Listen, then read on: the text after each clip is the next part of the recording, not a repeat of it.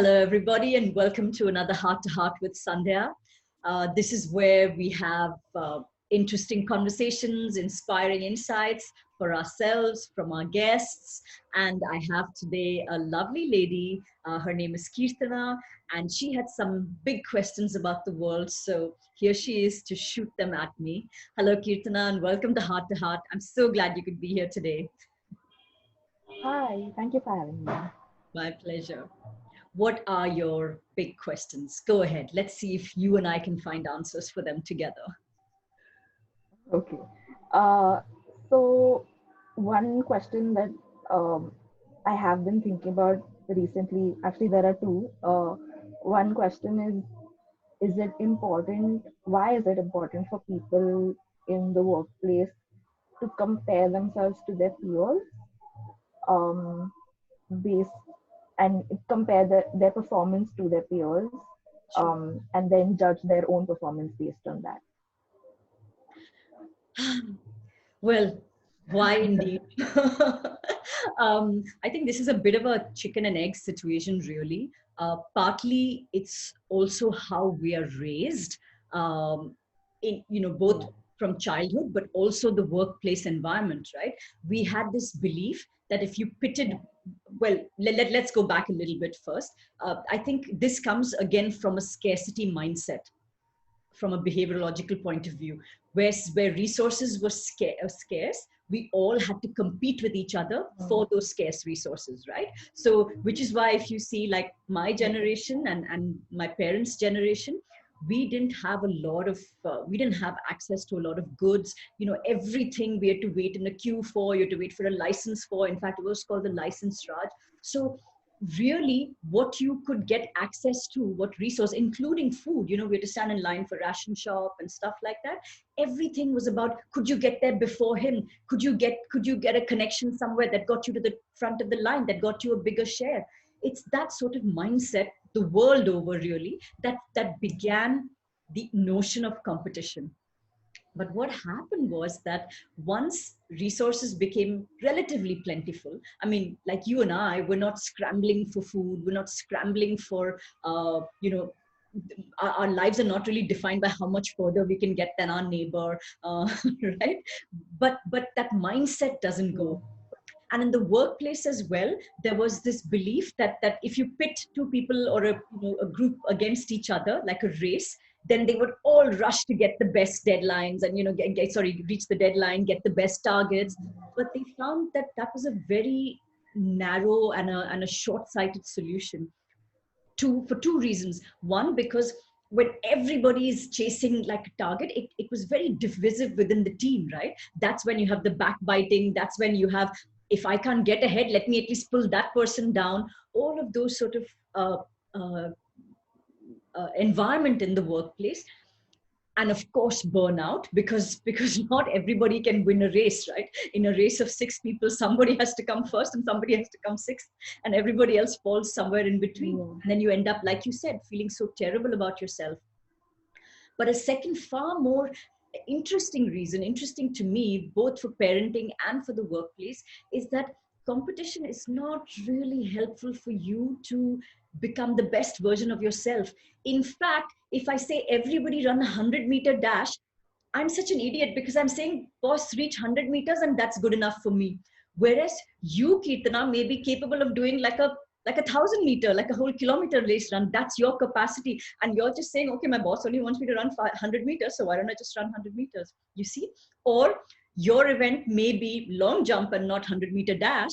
And you could be the gold winner for my company if you were just allowed to do your long jump, right? So I'm Yes. using a very simplistic example, but that thinking is slowly changing. But even if it changes slower for the outside world, it's helpful for us to know that there is a certain amount of futility.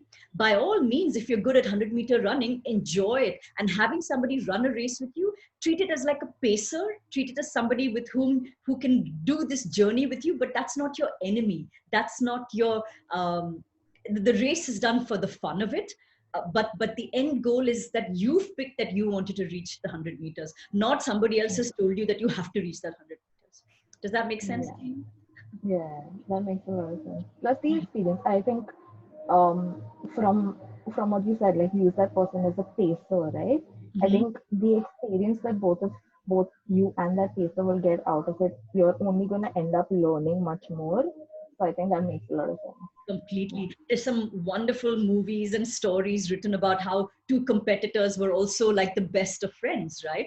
You can Yeah. be it, and it's not about pulling each other down. And then there again, these very inspiring stories where they help each other along. Sometimes it may even come at the cost of them winning that 100-meter race, because maybe winning that Hmm. gold was far more important for the other person. So you see that it doesn't become just about the race, it's also about the journey. Another metaphor there with a 100-meter race. Yeah.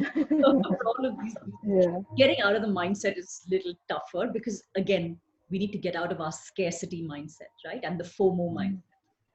Hmm. Yeah. Yeah. No, that makes a lot of sense.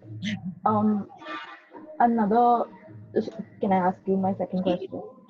This is your Okay. time. Uh, so another question that I had is, I've noticed that a lot of people, sometimes even including myself, have something called the imposter syndrome, Mhm. um, where you, no matter how much validation you probably get from external resources, or the external environment, you still never think that you're good enough, and you don't, in fact, to a certain extent, I don't know if this is for everybody, but I do at certain times find myself questioning whether that person is providing validation just for the sake of appreciation, or whether somebody really appreciates what has been done, like a task, or any conversation even. Yeah, yeah, yeah. No, that's a beautiful question, and very true of me as well. I had to fight so much of imposter syndrome most of my life, in my entire career for that matter. I will say this is a little bit of, I do see in my experience, and other behaviorologists and coaches have noticed this as well. It is something that women face a little bit more of, but I have come across male clients as well who have faced it. Do know that it's a lot more common than we imagine. So again, this has two reasons for it. One is that we feel so much like, uh, it comes a little bit from a sense of being perfect, right? Like in my case, I used to always feel, my God, there's so much to know. There are people who've been doing this for 30 years. I've just started, this many Yeah. years ago. Will I ever catch up? So can I ever know everything? And the simple answer to that is no. Can you ever know everything? 100% no. Can you ever be like the best, whatever, even if you want to be a surgeon, how do you gauge I'm going to be the best surgeon of the world? Every surgeon is going to make a mistake sometime in his career. If there was a prize being given out for best Yeah. surgeon, you may be best surgeon 2 years in a row. Third year, somebody with a sharper eye or a more steady hand is going to. So these are very artificial constructs that we create. That am I good enough, and am I really, what we're looking at is saying that, do I know everything there is to know? Can somebody find holes in my knowledge? Like today, you might well have asked me something that I would not have had an answer to, and I would have said, Kitna, let's understand what's going on together, and let's try and find an answer to this together. I suspect you already knew the answer to this Yeah. as well. And the second aspect for this is really where we get our sense of identification from. For a lot of us, we feel like, again, from our childhood, we feel that we are somebody when somebody else recognizes us. We're seen finally by someone. Okay, so on Yeah. that time, and then when they see it, you're like, oh, my mom loves me, she'll always say everything I do is good enough. And we feel that about Mhm. our friends as well. Oh, she's Yeah. saying it because we are saying that, okay, again, when I do certain things, or when I am a certain person, that's when I will be ready for the world, that's when the world will love me.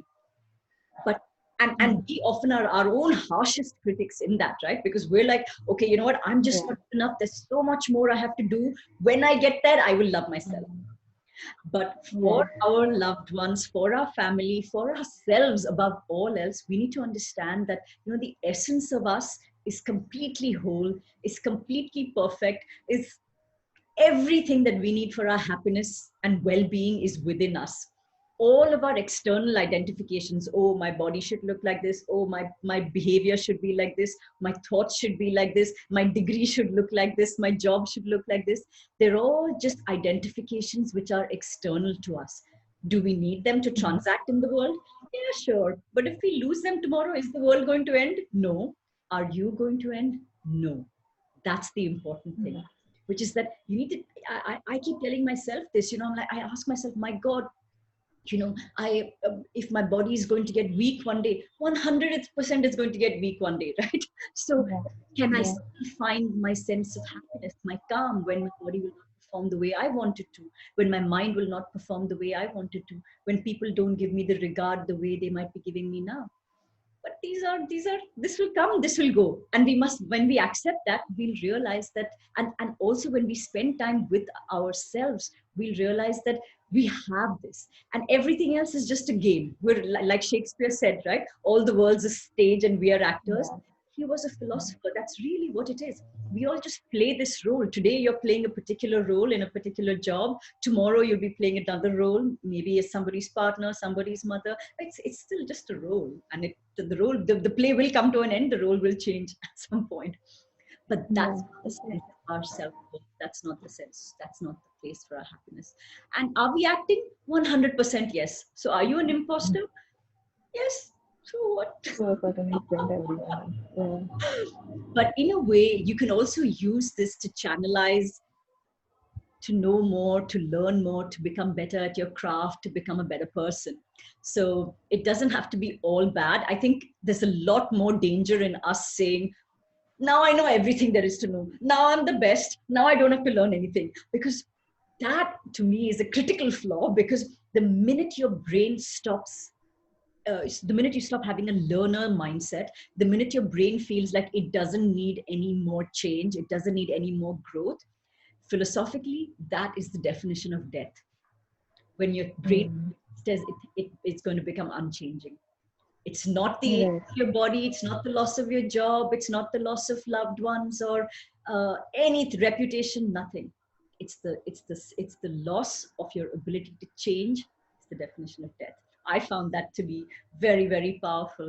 So I'll say, go out there and be the biggest imposter you can be. Yeah, no, that makes sense. I also feel to a certain extent, at least with a few people who do face something like that, it's something that goes away with time. The more I think, the more you are satisfied with your own work, it tends to then just start going away. Yeah. For sure. But keep in mind that again, you are pitting your sense of worth on your work, and that's Mm-hmm. a step forward. That's definitely a step forward.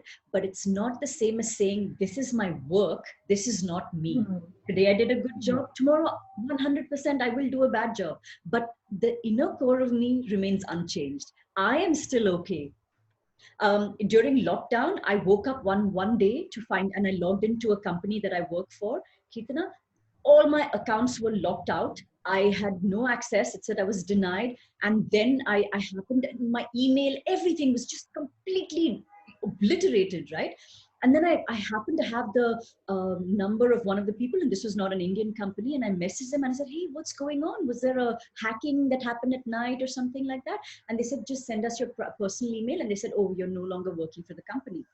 Now, the question again, the first question I'm thinking is, what did I do wrong? Then I asked, am I the only one who's getting sacked? How come nobody else got sacked? So all these things, because you're seeing, and think that, the feeling that, oh, am I not good enough? Did they find me so terrible? Did I, and am I worse than everybody else? That's the reason why I only got hacked.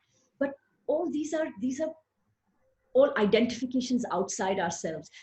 I knew that I was okay. I knew that this was, and then when you have that feeling that I'm okay, then you just stop to think, okay, what are the reasons that it could be? Yes, you might have contributed, but that was either you knowing something or you not knowing something. Either I've communicated something properly, not communicated. If it was a company that required politics, maybe I played the politics, maybe I didn't play the politics, but it's all still a game, you see? It's not you. Yeah. And sometimes, Yeah. yes, if you don't play the politics right, you will have to pay the price for it. But are you okay with that? You know?